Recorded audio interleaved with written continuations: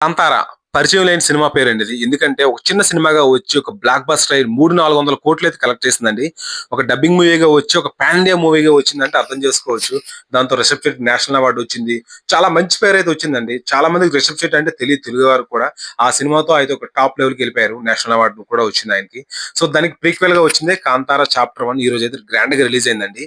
Already book my షోలో 1,000,000 దాకా likes వచ్చాయంటే అర్థం చేసుకోవచ్చు. ఎంత బజ్ క్రియేట్ చేస్తారో. ట్రైలర్ ఆల్రెడీ బాగుంది. ప్రమోషన్స్ ఎక్కడ కాంప్రమైజ్ అవ్వకుండా మంచి రిచ్‌గా తీశారండి మూవీ అయితే.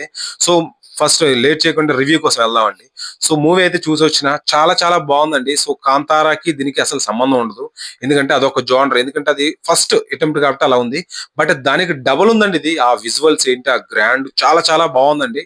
సో ఫస్ట్ 3 థింగ్స్ మాట్లాడాలండి. ఫస్ట్ వచ్చేసి మన రిషబ్ శెట్టి గారి గురించి అండి. డైరెక్షన్ కమ్ హీరో అంటే అది కత్తి మీద సామండి. అటువంటిది ఆయన సింగిల్ హ్యాండ్ గా చేశారండి. నిజంగా హ్యాట్స్ ఆఫ్ చెప్పాలి. పుష్ప 2 లో జాతర సీన్ లాంటిది అటువంటి పెట్టారండి ఇక్కడ. చాలా చాలా బాగుంది. సెకండ్ హాఫ్ అయితే ఇచ్చి పడేశారు అనమాట యాక్టింగ్ అయితే. ఫస్ట్ హాఫ్ లో కూడా ఉన్నాయి కానీ యుద్ధాలు గట్ట పర్వాలేదండి. సెకండ్ హాఫ్ మాత్రం చించేశారు. Climax, pre interval, pre climax అయితే మామూలుగా ఉండదండి. గూస్ బంప్స్ అనమాట. సో అభిమానులు ఏదైతే ఆయన దగ్గర నుంచి ఎక్స్పెక్ట్ చేస్తున్నారో 100% ఉన్నాయండి. సో నిజంగా క్రెడిట్ మాత్రం రిషబ్ శెట్టికి వెళ్తుందండి. సెకండ్ నెక్స్ట్ వచ్చేసి మ్యూజిక్ అండి. మ్యూజిక్ మామూలుగా లేదండి. లోక్నాథ్ అయితే చితగొట్టేశాడు. కాంతారా 1 కి ఏమైతే ఇచ్చారో సో కాంతారా ఉంది కదా మూవీ, సో దానికి డబుల్ ఉందండి ఇక్కడ. చాలా బాగా ఇచ్చాడు. బ్యాక్గ్రౌండ్ స్కోరే ఎలివేషన్స్ అన్ని బాగా నిలబెడుతుంది అనమాట. సో చాలా బాగుంది మ్యూజిక్ కూడా. నెక్స్ట్ విజువల్స్ అండి. సో ఏమైనా మేము ఉన్నాయి విజువల్స్. కాంతారా 1 లో ఇది నార్మల్ గా ఉంటుందండి. విజువల్స్ అంత ఏమి ఉండదు. ఎందుకంటే ఫస్ట్ కాబట్టి. ఇందులో మాత్రం ఆ ఇంపాక్ట్ మామూలుగా లేదండి. ఆ కలెక్షన్ లో వచ్చిన కుంభవృష్టి 400 కోట్లు వచ్చాయని ఏమో కానీ దానికి తగ్గట్టుగా ఉందన్నమాట. చాలా చాలా గ్రాండ్ గా ఉన్నాయి. ఆ విజువల్స్ అయితే, ఆ గ్రాఫిక్స్, ఆ పులి ఫైట్ మామూలుగా లేదండి. ఇచ్చి పడేసారు. గ్రాఫిక్స్ అస్సలు CGI లో అస్సలు కాంప్రమైజ్ అవ్వలేదన్నమాట.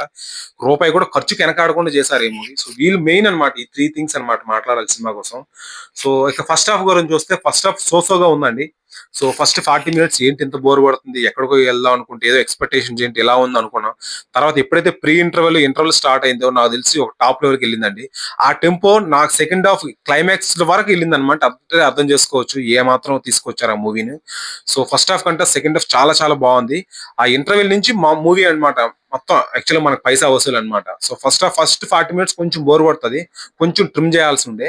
బట్ మరి తప్పదు. ఎందుకంటే ఆ మాత్రం క్యారెక్టర్, ఆ ఇంట్రొడక్షన్ అవన్నీ ఉంటాయి కాబట్టి సో ఆ మాత్రం ఆబ్వియస్ గా అలా ఉంటుంది. ఇంటర్వెల్ నుంచి అండి మామూలుగా లేదా టెంపో. ఆ క్లైమాక్స్ అయితే మామూలుగా లేదండి. గూస్ బంప్స్ నాకు తెలిసి రోమాలు నిక్కబొడిచి ఉంటాయి.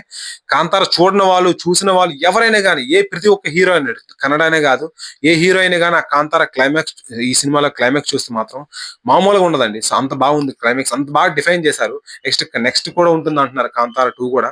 అదే మీన్ చాప్టర్ 2 కూడా ఉంది అంటున్నారు. బట్ చూడాలి. ఫస్ట్ ఏదైనా కానీ ఈ రోజు అయితే టాక్ వేరే ఉంటుంది. ఫ్యాన్స్ చూస్తారు. ఎందుకంటే చాలా చాలా మంది ఫ్యాన్స్ తో పాటు దాని యొక్క ఉంటారు కదా, మిగతా వాళ్ళు కూడా చూస్తుంటారు కాబట్టి ఫస్ట్ డే మనం టాక్ డిసైడ్ చేయలేమండి. సో ఏదేమైనా 2-3 డేస్ అయిన తర్వాత ఎగ్జాక్ట్ టాక్ అయితే వస్తుంది. ఏదైనా ఫస్ట్ హాఫ్ తో పోల్చుకుంటే సెకండ్ హాఫ్ చాలా బాగుందండి.